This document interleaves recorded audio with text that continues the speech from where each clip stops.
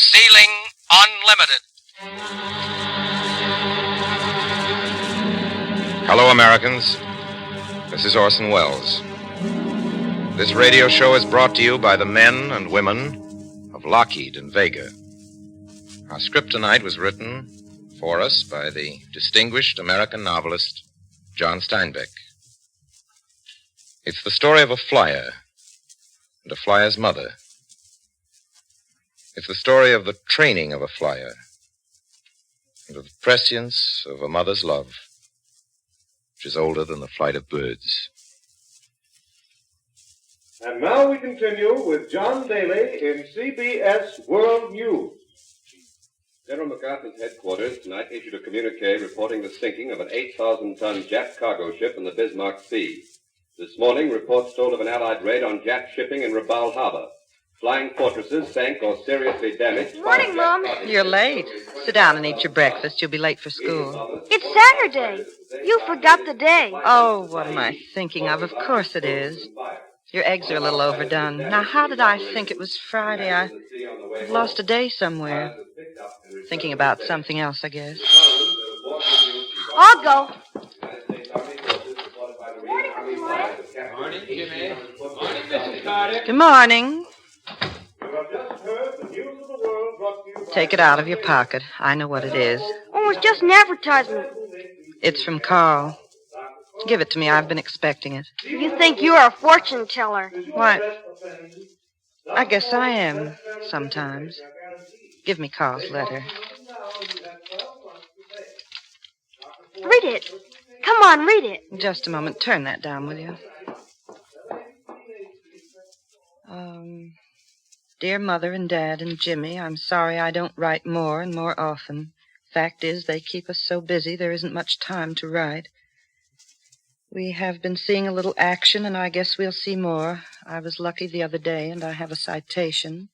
I'm going to send it to you, not to brag, but so you can keep it for me until I get back. And a medal? Will he get a medal, since too? I went away. I don't know. I got your letters Saturday. They came through quickly. There's not much to tell, except that I am well and busy. I hope you are, too. I'll write again soon when I have more to tell. Love to you all, Carl. He don't tell anything. He never tells anything. That's the same letter he writes me every time. I've got all of them. I'll write again soon when I have more to tell. Why don't he say what's happening? Why, he does. What's happening then? He's well and busy. Carl's pretty lucky. He's old enough. When I'm old enough, I'm going in too. Of course you will. Mother, when we get his citation, can I take it to school? Oh, he might not like that. Why do you want to? Well, nobody around here ever thought Carl was so brave. He isn't brave. What? He isn't brave at all. Why, when he went in... Come on, line up. All right, you men. Cutting the shots next. Hurry up, next man. All right, hold out your arm. Watch it. Whoop, catch him, somebody. Yeah, lay him out. He'll come to in a minute. Next man, hold out your arm. There we are. Next man. He fainted that day. He was afraid of the needle. But the next day, when he took his typhoid shot, he didn't faint. Maybe fear is the foundation of courage. Well, he must have been pretty good. No. He wasn't neat. He never put his clothes away. Just a minute. Carter, haven't you learned to make a bunk yet? Oh, yes, sir. You call that a square corner? But I was... Remake that bunk and do it until it's right. Yes, sir. He hated to be bossed. He used to sulk at home when he was told what to do. And he was never on time for anything. What time you got, Carl? It's 10:30. Oh, clock up there must be fast. Oh, my gosh. My watch has stopped.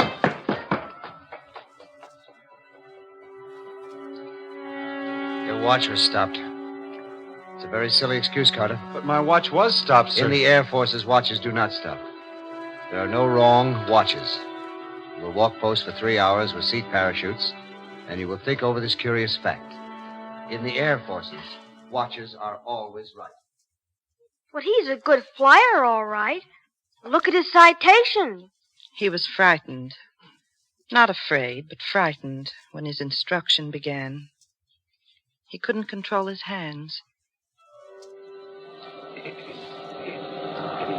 You'll freeze to that stick. You'll break it off. Now, right turn. Stick and rudder. Easy, they work together. That's good. Now hold it. All right, straighten out. And stop strangling that stick. His heart swelled up until he could hardly breathe. He didn't think he'd ever learn. He sat on his bunk, and he thought he might resign to keep from being washed out. And all the time he was afraid someone would find out how frightened he was. But he finished. He got his wings. He flies a P-40. I hope. He's got a medal. Yes, he can fly. Every protesting nerve is hammered into place. Hands that wanted to do wrong things, trained and tempered to do right things. Hours, long, lovely hours. Turning and climbing, diving, flying formation, until it's deep back in his brain. So deep that he doesn't even have to think about it. The hands and heart and nerves, all part of one thing of which the ship is the other part. I wonder if you'd rather be in Africa than Australia. I'd rather be in Africa. That's the place to be. The squadron got its orders in the afternoon.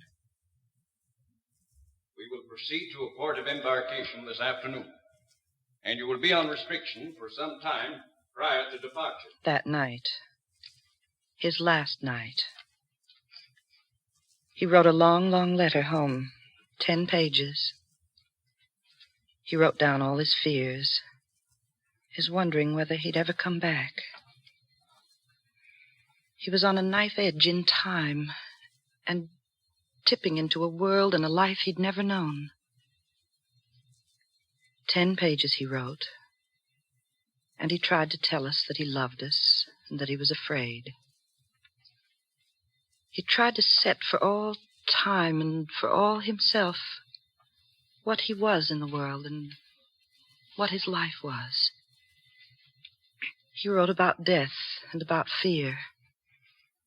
And when he'd finished 10 pages, he read them and burned them. He wrote, "We've got our moving orders. I am well and terribly busy. I'll write soon. When I get to where I'm going, I'll give you all the dope. Love to you all." I wonder what he did to get his medal. Oh, that was luck. The luck that comes from nerve and muscles forged and hammered into the mold of the job to be done. He was going home. He came out of a cloud, and there were 2 zeros below and ahead of him. It was just luck. He got the first one before they knew he was there. The other one turned and dived. Carl saw the pilot look over his shoulder. He could see his face looking over his shoulder. He saw the face in his sight.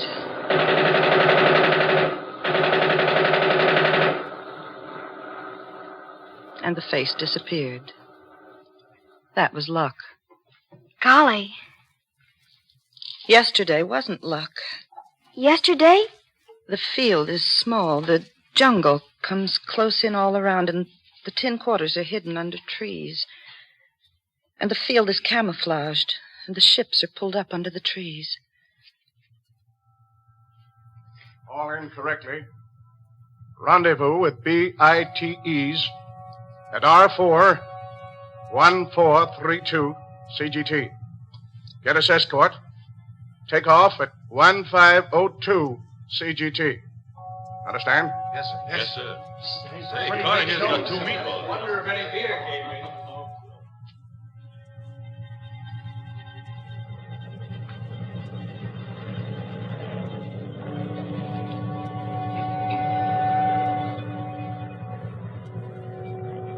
They met the bombers over the sea and on the way to the target. They hadn't far to go, for they were near and the bombers had come far. They They flew along the green coast, and they could see the white surf piling up on the sand. There was green water, and farther out, blue water below them. And little puffs of clouds were in the sky, and far down the coast a thunderhead, black with white edges.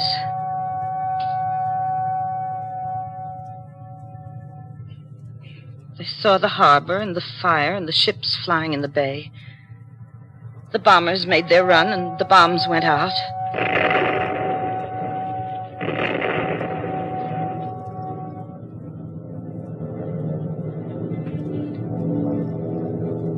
Then the Zeros came out of the thunderhead.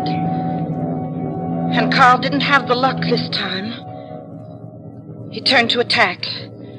And as he climbed, he felt a shock. And the controls were heavy in his hands. He knew he couldn't fight. He strained about to run for it. And his motor was killed.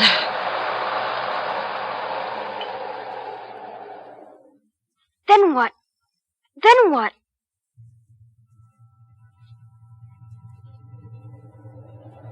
He rolled clear and fell.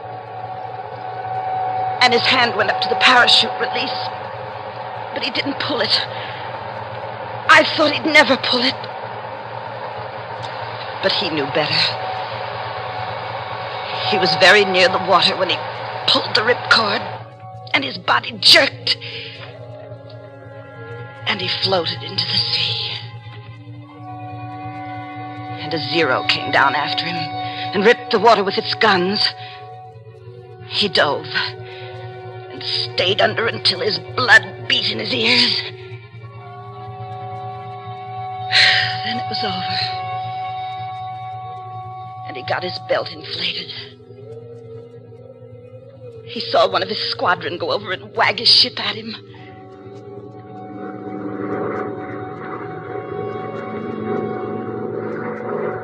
He was hours in the water before they picked him up.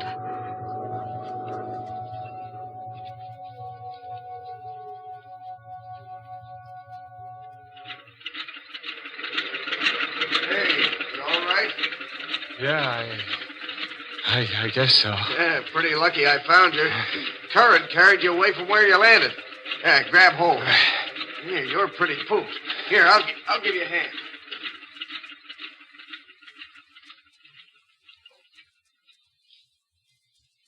Was he all right? Was he hurt? He was all right. Mother? Say, Mother, how do you know all this? I was there every minute.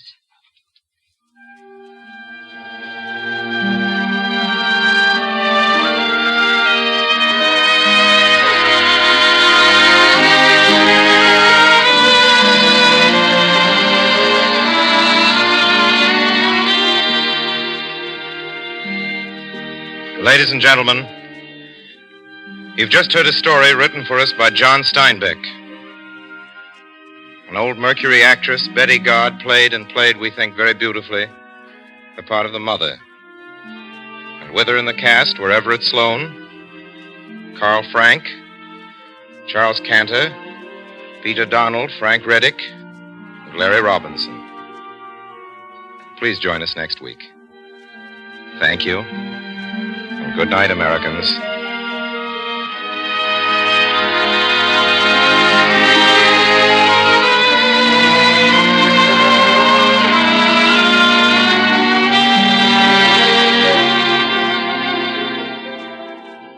This program was brought to you by the Lockheed and Vega Aircraft Corporations of Burbank, California. This is the Columbia Broadcasting System.